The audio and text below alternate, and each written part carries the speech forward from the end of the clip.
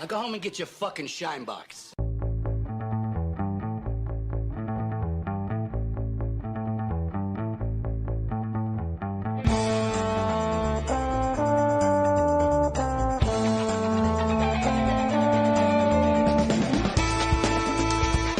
So this is a bit weird.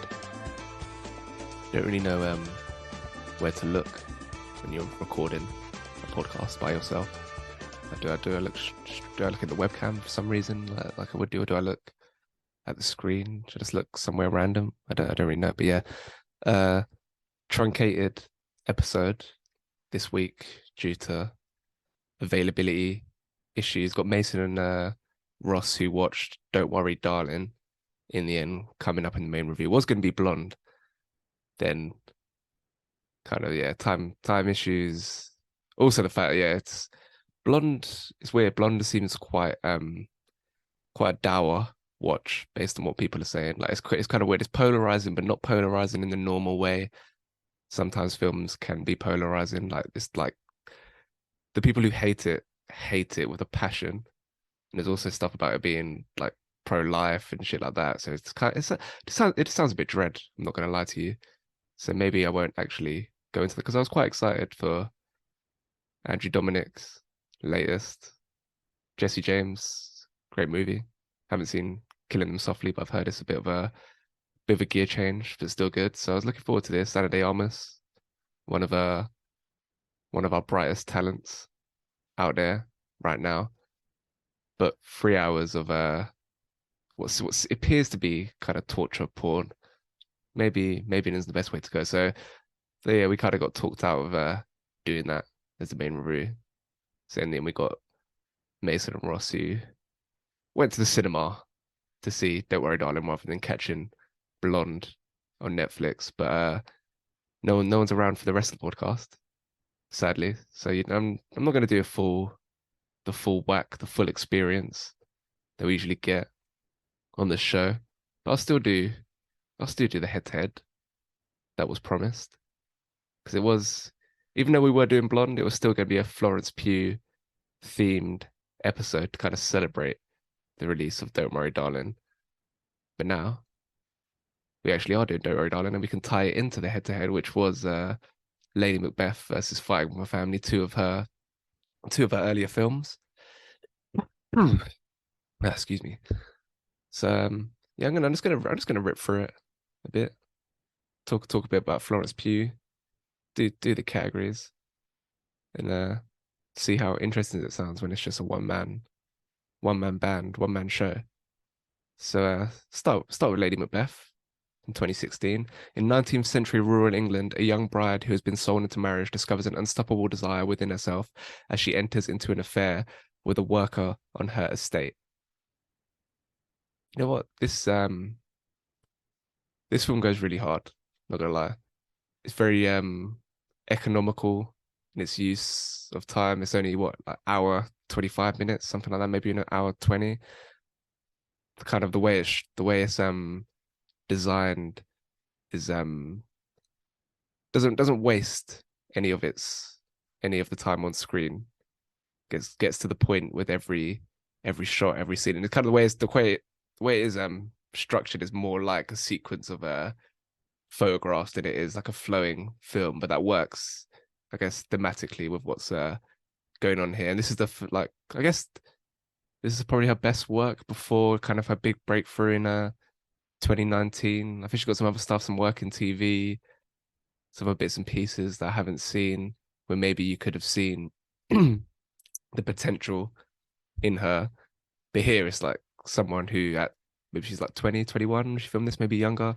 Someone who's already in complete control of her craft is Florence Pugh. So yeah, Lady Macbeth, it goes hard, and I kind of forgot how fucking dark it gets by the end. I remember something quite dramatic happened towards the end because I've seen it once before, but I didn't know quite how evil she ends up being.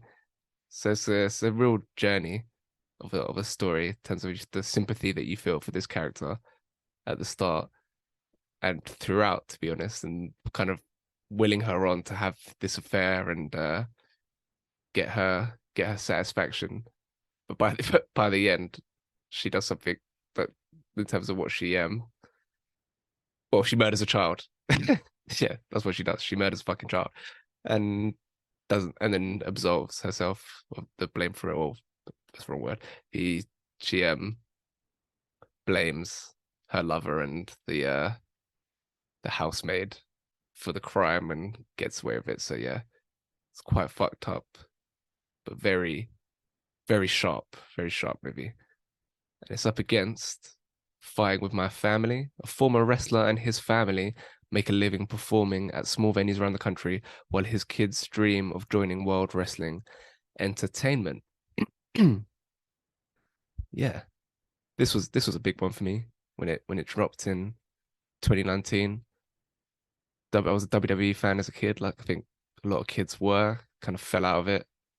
Probably, I'm guessing like 2012, maybe. That sounds about right. So like 13, 14, maybe just after where I started, wasn't in the ritualistic routine of SmackDown on Fridays, Raw on Mondays, and then what was it because you had ECW once upon a time, and then that was replaced by NXT. Was NXT on like a Tuesday? I don't know. But yeah, I'd watch all of it. I was all across it. Been to been to Monday Night Raw at the O2 when they bring it to London. I think once a year they do that. Saw SmackDown show in Nottingham. So yeah, I was a big WWE guy growing up, and this certainly evoked some feelings of nostalgia. So I sat there in the cinema watching it by myself three and a half years ago. I want to say it was when it came out. So it was quite an emotional experience, really, just feeling that sense of joy that you could take from WWE. And as a film as well, I thought it was pretty effective. I think the thing that was most striking watching it this time around was how overqualified Florence Pugh was for a role like this. At the time, she was still. I think this would have been the first. It would have been this, then Midsommar, then Little Women, all in the same year. And by the end of the year, like, okay, she's one of our best actors. But this was kind of the first one where it's like, okay, we knew there was a promising talent there. She's in this WWE film. That kind of makes sense. Get to show her skills again. But it kind of fits. Now watching it, another 3 years on, she's had a couple more impressive performances. Kind of her stock has risen. Seeing her in this, which it's a solid film. Stephen Merchant, the right director, gets his humor across very well, but it's not the most sophisticated work. Kind of plays like a WWE advert for parts of it. Some weird scenes, some weird character choices. Still well acted across the board, but Florence Pugh stands above them in a quite astonishing way, really. So it was pretty funny watching it, just seeing how overqualified she was for a movie like this.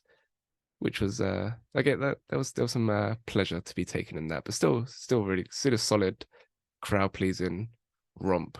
I think is Fighting with My Family, especially if you were into your WWE. I don't know. I wonder how it would play if you were, because I think by the time Paige, the wrestler who this is based off, when she was coming onto the scene, I wasn't watching WWE at that point. So I wonder if you were following the story as it played out as well. Maybe there's another layer there. But yeah, good film. Okay, categories. Let's rip through these performances. Obviously, it's a Florence Pugh week, so you can compare the Florence Pugh performances to begin with. And by My Family, there's still plenty of emotional moments. You see the kind of the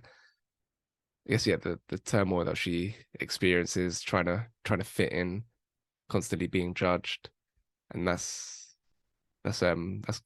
communicated very well in her performance. Lady Macbeth, I think there's a bit more layers to it because there's like so much emotion in that performance, but also none at the same time. It's very impressive what she's able to do with her face, that you'll never quite have a full read on her. Like, she doesn't let you see the pain that she's experiencing at the end, and also you can't tell whether there's any guilt as well by the end of the movie. Like, she's going away with it. She's clearly a very conniving manipulative character, but is there any sense of regret for her actions? Any inner struggle? I don't know. That's kind of the layers to get all those to make everything that she does so ambiguous is very impressive. And in a much quieter film, there's a lot more reliance on her performance. With Find My Family, is a bit more broad. It's more of a crowd pleaser, like I say. It's meant to be uplifting. As I say, she is overqualified. She does a lot of work without. She does a lot of work and a lot more nuanced work than is on on the page. But nevertheless, Lady Macbeth is the more complex performance there. And the only thing I would say though is not a massive fan of Cosmo Jarvis, who plays her lover in the film. For one, he's pretty unintelligible at times, trying to understand what the guy's saying. Can't lie. Like I know it's not even necessarily an accent thing. It's just he mumbles quite a bit. And I watched it on whatever streaming service, I can't remember now. I watched whatever streaming service I was watching it on. It didn't have subtitles, so it was kind of a bit of an obstacle to his performance. But even beyond that, he just seemed to play it a bit too dumb, I think. I don't know. Quite so in, but yeah, but it didn't his performance didn't quite work for me. So that kind of drags it down a bit. And there's obviously fewer characters in Lady Macbeth than there is in Fighting with My Family when you've got The Rock popping in, Vince Vaughn's probably the second lead, and then you have comic relief for the likes of Nick Frost and Lena Headey, who's also quite funny in that film. So you know what, Fighting with My Family could drag itself into the lead in this category purely because I don't like the Cosmo Jarvis performance in Lady Macbeth, and that's so integral to that story. Whereas Fighting with My Family across the board, there's no performances I didn't like. They're just not. It's just the Florence Pugh performance isn't as layered as it is in Lady Macbeth. That's the only notch against it. But you know what? Fighting with My Family across the board, funny performances. Jack Lowden, he's good. He brings us a little something. Seen him in a few things elsewhere, and he's does a good job. I like what he's bringing to the table there. So you know what? Fighting with My Family performances. He gets the point. 1-0. Story. Yeah, Lady Macbeth, indisputably, has to be the point for story. Because it's such a simple, understated story, but it progresses in such a wicked and sly way, taking some dark turns, like I've alluded to or mentioned. And the way it develops is really compelling, really interesting, and really well done across the board. Whereas Find My Family still very uplifting, still fun. Kind of the contrast between Paige trying to fit in among these models in the WWE program as she tries to land a place and land a contract. Her like struggle and her struggle with her kind of self identity and self worth, I guess. And then you also have Jack Lowden's character back at home who always dreamt of reaching the WWE, and he's had that dream crushed, and he's becoming a father, but he's a bit disillusioned with life, and he has to kind of come to terms with his role and his strengths as a small time, I guess, wrestling teacher, tutor, trainer, whatever it is. Like, have the joke about he's teaching a blind kid how to wrestle. How do you even manage to do that? Like, kind of by the end, he kind of realizes his place and what he can accomplish in life, and that has tremendous value. It's not all about getting the WWE. So there's some good stuff going on there. Story wise, but Lady Macbeth is such an expertly crafted tale. So yeah, that'll be a 1-1 for that one as we go into visual style. And like I said, yeah, Lady Macbeth just very cleverly shot.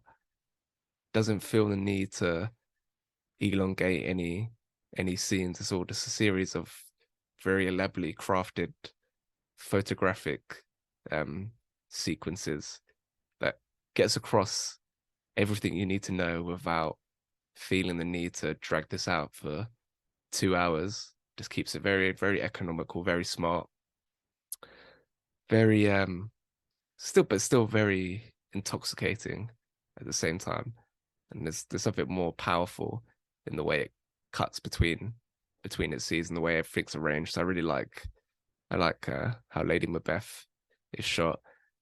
Fighting My Family, nothing wrong with it. Very, very bright digital cinematography.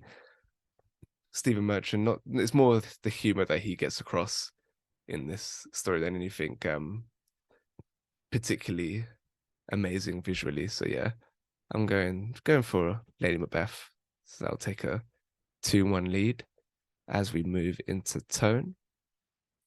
The big problem I have with the tone in Fighting With My Family is like it's very uplifting, very nostalgic, everything like that, enjoyable for the most part. It gets pretty dark when Jack London's really experiencing like a personal crisis and fighting random guys in the pub and throwing his like essentially beating up his sister in the ring when they're meant to be.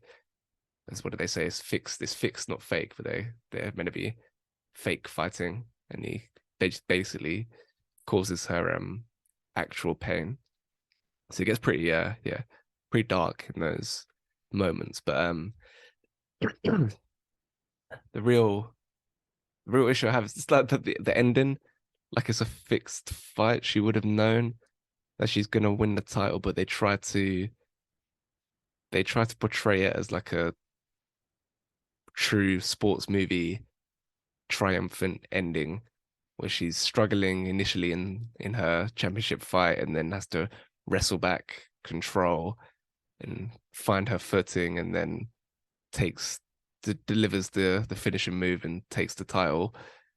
And it's played like it could be any sport. Like this could be a basketball match when you're struggling in the beginning and then have to go through some go through some adversity before coming out on top. And like it just doesn't work. It's WWE. Like it's a fixed event. It's entertainment. Like there's not actual. She didn't actually win the fight through any uh sporting ability or sporting talent or anything.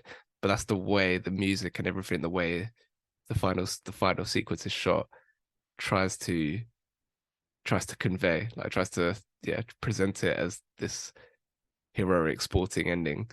So it's kind of jarring watching it because it's trying to really play because obviously ultimately it's an uplifting story. And it's trying to bring that home come the end.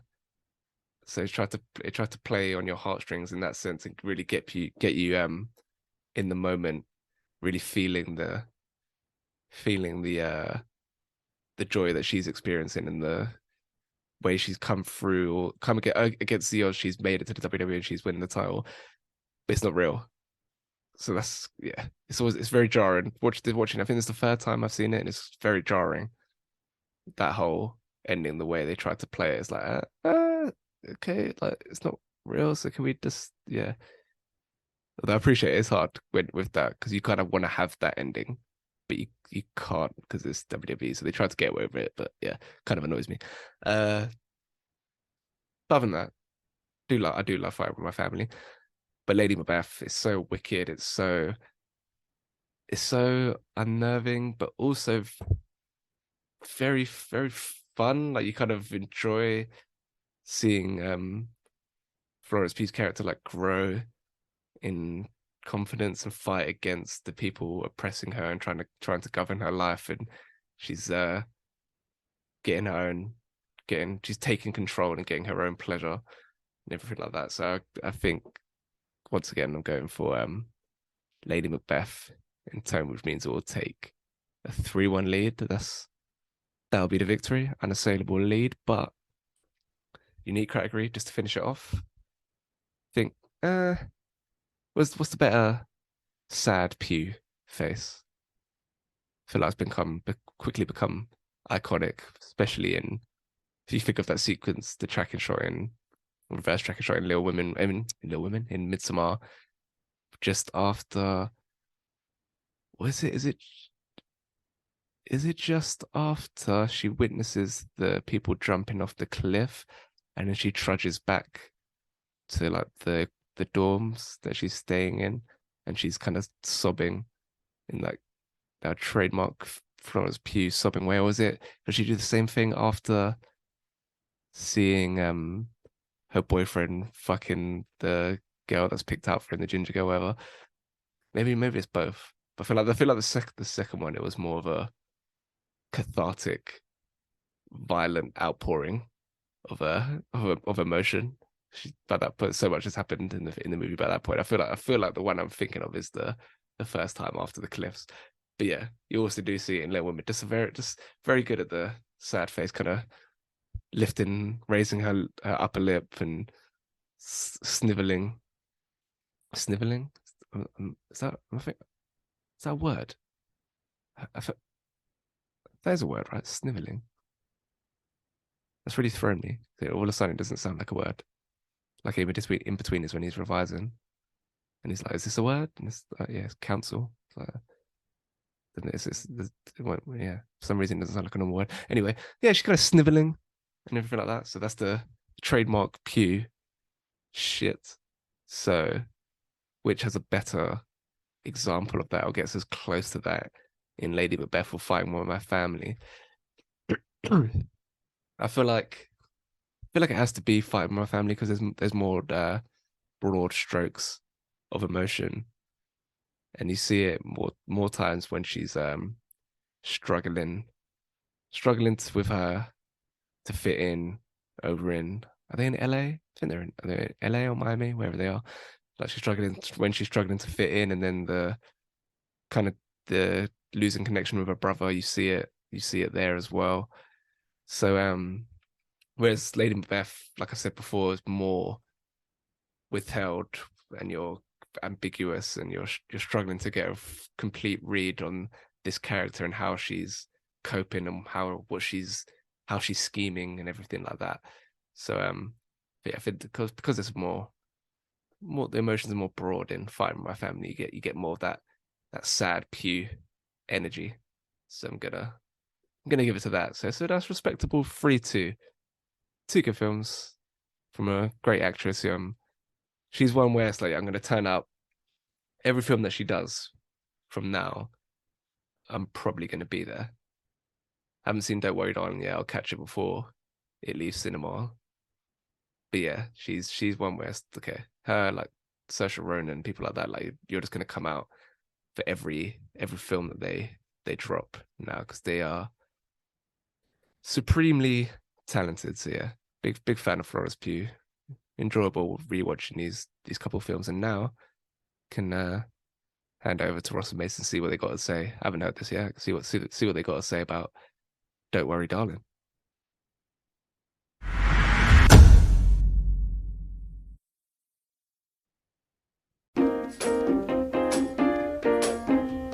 I'm so sorry I forgot to tell you, but you're not feeling very well. And the only way to cure it is if we stay home all day and I tend to you and kiss you and cook for...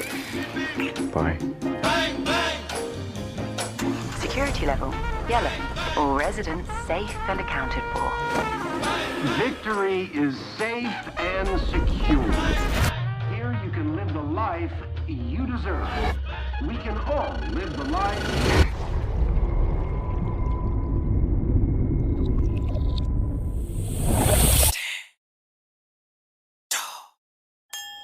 Frank has built something truly special.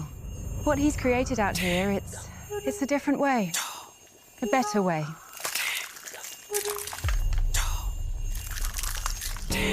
Victory has things money can't buy. I live next door. You wouldn't believe the things I've heard. Jack and Alice only have time for each other. What is the enemy of progress? Chaos. Yeah. Nasty word. Chaos. The one thing they ask of us is to stay here, where it's safe. I was here when you got here? Yeah. You sleep in the bedroom.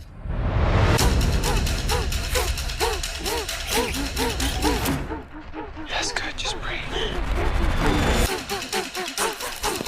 Most of my patients have had nightmares. I have some pills I can prescribe for that. Violet, where did you meet Bill? We met on a train To Boston. You dropped your ticket, and he bent down, picked it up, gave it to you, right? Thank you for your loyalty. Not everyone gets this opportunity. What are we doing? Changing the world. What are we doing? Changing the world. They're lying about everything. Keep calm and carry on. I gave you all of this, Alice! It's all about control. Whose world is this? Ours! I know exactly who you are. You don't get to take that from me! Alice, go!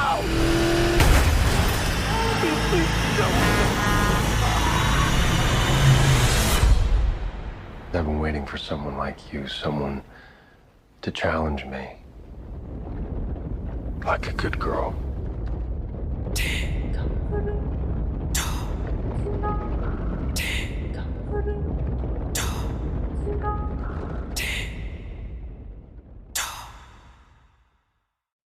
Don't Worry, Darling. A 1950s housewife living with her husband in a utopian experimental community begins to worry that his glamorous company could be hiding disturbing secrets. Yeah, sounds about right. So Mason, what were your first impressions of Don't Worry, Darling? To be fair, I think like everyone, my first impressions of Don't Worry, Darling was that it was going to be bad because what I'd seen on Twitter, and then when I saw the Metascore for the film before it come out, I was like, oh no, the film's like bombed a little bit. Then saw all the stuff that happened with the cast and how there was just loads of problems, and you kind of walk into the film straight away thinking it's not going to be good. So it was hard to like not view the film with that all in my mind beforehand. And obviously the biggest thing I remember from the film before watching it was the scene of Harry Styles when he's shouting at Florence Pugh, and he does like 3 different accents. And I was like, oh man, this is gonna be really bad. But actually going to the cinema and watching it, it's not as bad as it seems. Like this film's got a 49 Metascore, and it's not that level of bad. It's okay. Like, there's just nothing amazing about it. It's just okay. I think if you take away Florence in the film, it probably does bomb. But on first viewing, it's just fine. It's nothing original or cool. It's just a standard cinema film. I saw a tweet that was like, this is like going to the cinema and watching a film. And that sounds really stupid and obvious, but that's just what it is. It's just literally going to the cinema and watching a film, and then that's all it is. So yeah, that's my first thoughts. What about you? How did you find it? Yeah, I mean, I think we all expected kind of like shit pretty much because yeah, as you said, it's got a what was it, 49% Metascore, and it's got 38% on Rotten Tomatoes as well. And it's like, oh god, I couldn't really be bothered to watch it. I was like, is it going to be bad? But I was also at the same time, I was quite interested in how it was actually going to be. Yeah, it definitely wasn't as bad as everyone was making it out to be. It was just like fine, as you said. It's just going to the cinema to watch a film. That is literally what it felt like. And even just before recording this, me and you were both like, I kind of forgot what happened, so I need to have a quick look. It was so it was just like fine, but just a bit for like, what was it like? Is it 2.5 hours or is it 2 hours? I can't remember, but it's just like full of nothing really. And I think the way it went with like it being it's set in the 1950s, but in like a dystopian, in like a different present day kind of thing. It's a twist that the film only could have gone one of like a few different ways, and it went one of the ways which you'd expect it to go, if that makes sense. Like it wasn't anything special about the twist or the way it went or whatnot. And yeah, I think Florence Pugh's performance does very much save this film. So yeah, but what did you think all round of like, you know, there's a few other performances in there. Like I thought Chris Pine was quite good as well. There's obviously a few others as well, and kind of Harry Styles is I don't think as bad as everyone's making it out he was, but obviously you can tell he's not an established actor in the same way that like Florence Pugh and Chris Pine are. Yeah, no, I agreed. I think that's what I was going to say. Like, I'm looking at the cast now. I thought Olivia Wilde was she the neighbor who was aware she was in the experiment in the film? Yeah. So yeah, Yeah, she knew the I whole thought her character was fine. I thought Kiki Lane, the girl who first goes, like they kind of argue she goes crazy. I thought yeah. her performance was quite good. And like you said, Chris Pine, he's able to create this like atmosphere around his character where he does feel quite like not dictatorial because he's not, but that weird kind of There's something presence mysterious about where it, isn't it? yeah, and it's quite culty, but it's the way that you everyone looks up to him, and even when he's on the screen, he seems to be like a higher being, and I Yeah, think he plays that really well. And I think that's one of the like the strengths of the film is that they can make him be presented in that way because I mean, if he wasn't, it just wouldn't work. But yeah, like the scenes when he's at the dinner table when he speaks to everyone, you can tell everyone is invested in him and the experiment, and it makes sense why all the men love it so much, and the women just kind of yeah. they're enjoying their lavish lifestyle. But yeah, Harry Styles was just a shame because in Dunkirk, I thought he was a good actor. Like, I feel like was that his acting debut, I think and so. he done well. And then what's funny about that film is that although the cast is insane, like you've got Tom Hardy, you've got Killian Murphy, that kind of stuff. yeah, Cillian Murphy, you've got everyone in that film where it's just insane. But the actors that he's surrounded by aren't the best. And that's why I think he doesn't stand out as being a bad actor in that film. Whereas in this, there's a couple of scenes, like obviously the scene you've seen on Twitter where he starts shouting and he's doing like three different accents. Yeah, There was a bit when that happened in the film, the whole cinema kind of like muttered to each other, and you could tell that everyone had already seen that and kind of laughed at it. But I think the moment I saw he was most out of his depth was when after he gets Florence taken out of the car and the surgery's done on her, it's when he's like shouting, he's like fuck, like in his car, oh like yeah. getting really angry, and I was like, oh man, like when I looked at his acting, I thought I can do that. I was like, that's when it's not amazing, It's and like I don't know if it's Jesus just because drama kind of accent. yeah, it is, yeah. I don't know if that's just because Florence like outshone him, but I he had moments where he was good. Like he has moments where I think he's getting a lot of shit for it, Hmm. but there was also the moments where it was really bad where I thought, oh man, like you should have really cast someone else maybe for this role. But Yeah, that was it? isn't what's wrong with the film, is it? That's the thing. That's not what's wrong with it. No. What's wrong with it is that it spends time trying to be. I saw a tweet that was like, "This is what happens when a white woman tries to create a Jordan Peele film," and that really made me laugh because it's exactly that, like the kind of creepiness and the when you watch the trailer, there's a lot of shots that are quite like beautifully shot, but are quite Yeah, disturbing and quite uncomfortable, like with the legs moving and stuff like that. And it works in the trailer, but when you see it in the film, it's almost as if it's still in the trailer because it kind of just cuts to it and it means nothing.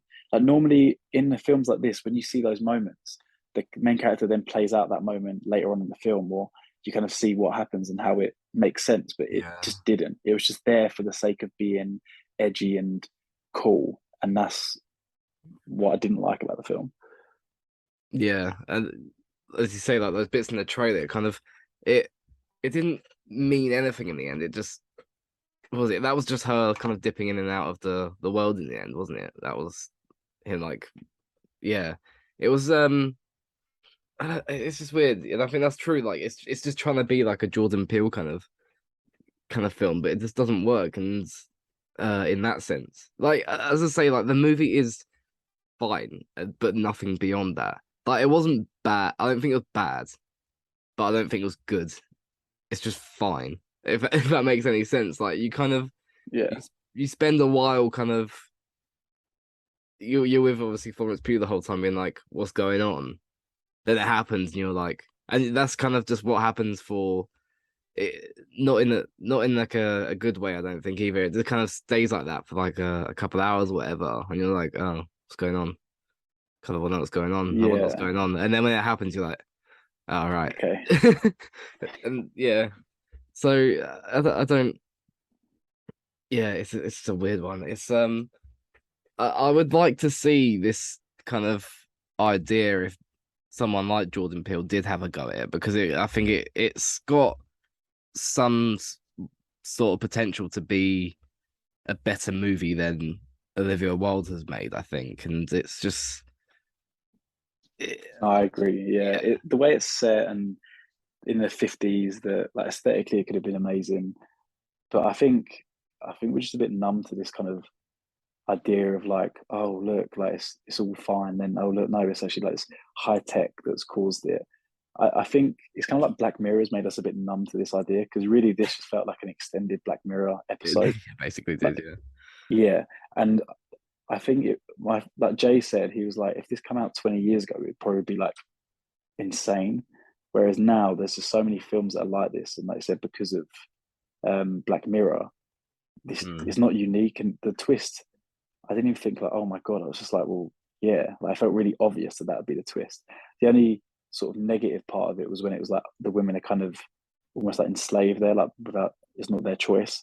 That's what made it a bit more fascinating. But other than that, it's just nothing. But yeah, just like that, it kind of just feels like an empty attempt at making like a pro-feminist movie. Like they could have done a lot more. If that's what they're going for, then go for it.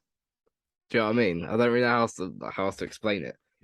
But I know, yeah, it was kind of a subtle message at the end of the film to be like, oh, look, men are always in control and doing stuff like this to women. But it was like, oh, you could have made that stronger throughout, maybe. Yeah, and it's just kind of like that the whole way. It's just missing something there, missing something there, missing something there. And I think, as I say, without Florence Pugh in this movie, and she was great. Actually, she was really good in this film. I think she has very, very much saved what this sort of like what there is of this film that we enjoy is because of her, I think, and kind of her and Chris Pine building this kind of tension and atmosphere is what has made the film like pretty much watchable and like somewhat enjoyable. I think like I didn't not enjoy it, I'd say, but it's because of them two and what, like, as you say, the scene at the dinner table where they're kind of having like a battle of wits and back and forth, and that's kind of like one of the stronger parts of the movie, and everything surrounding them too. And like when that like kind of later on towards the film where you can tell that Chris Pine is like a dodgy guy, and he's in like obviously he's in control of all this, but he's up to something that you don't know. So yeah, it's I can't even think what else to say about this movie. It's just kind of it's just a movie. Yeah, it's just a movie. Like I'll probably watch it again at some point when it gets released on like Netflix or Sky Cinema or something, just to be like, because these kind of films with this twist, I like going back and noticing things, noticing the stuff. Yeah, but maybe I'll watch it then eventually in like a couple years or something when I want to revisit it. But it is. That's all. Yeah. I mean, if we're a bit more positive, like I said, I did really like Florence's performance and Chris Pine's. Like you said, when they're kind of battling against each other, that's the best because you've got two high quality actors acting. Yeah. And when you're watching Florence like perform, it really felt like I was watching that in Midsommar again. The way that like she kind of, like, the way she cries and the kind of like the way she moans at a lot of stuff, and she's like, "Oh no!" Like when she gets into it, and I think Florence is really good at like showing expression in her face and like an emotion. Like she doesn't say a lot, but she just turns her head, and you're just like, oh, so she's just sick. So yeah, like I said, I mean, I don't think this is really going to get any nominations, and I think because of how low it scored, I can't see her even getting nominated for this film. But yeah, like you said, it's just fine. It's just fine. Like I said, I've got nothing else to really say about it. It's just you can't delve into it because it's so like basic and on the surface. The whole film, there's nothing to like delve into. Yeah, it's trying to be deeper, like a Black Mirror episode, but it's just not really. Yeah, so there isn't much to delve into, as you're saying. Yeah, I think she could get nominated for this performance because previously there has been, kind of films that haven't been rated great, but the main actress has put in a good, like Judy, that she won for. Like Judy's not a good film, but true, actually, she won. Renée Zellweger won for that, and there's been quite a few nominations over the last few years with like the kind of female leads that do well in it, but the film isn't amazing. So it could be. She does. Yeah, I hope she does because she deserves it, and she's a really good actress. I mean, she obviously hasn't been around for that long, and I've seen I can't really say anything about her Black Widow performance, like that's fine. But like Midsummer, Lady Macbeth, Little Women, she's great in. yeah, that kind of stuff. She's she's just enjoyable to have on the screen. I think she's one of like my favorite actresses at the moment. Like when I see her in the cast, it's one of them the end of DiCaprio, see him in the cast, you're like, oh, I want to watch that now. She has like that effect on me at the moment. So I'm interested to see what she does in the future. I don't think Harry Styles has done any wonders for his career. No. So yeah, and I don't know what Olivia Wilde's gonna do with her career from here either, directing. But it's yeah, yeah, don't really have much else to say really. Lovely. That was Don't Worry, Darling. I don't know how long we did on that. I know it can't have been that long, but maybe. Oh, this is the part where we say what's coming up next week. What is next Is it week? Halloween? Oh, it is Halloween. We're doing the new Halloween trilogy, Halloween 2018 and Halloween Kills, and the cinema film is Halloween Ends. So yeah. Can't wait for that. That's going to be awful. It will be terrible, but it's just an hour and a half of just. I kind of enjoy it. It's just so shit that I like it. It's incredible. Yeah, it's actually incredible. So I'm looking forward to it. Yeah, but was it at Corona Cinema on Instagram? Neon. Fuck, I can never say it. Leon Waits 98 on Twitter. I said it the wrong way around. I meant to say what's next week now, but I've already said that. So go well. Cheers, see you later.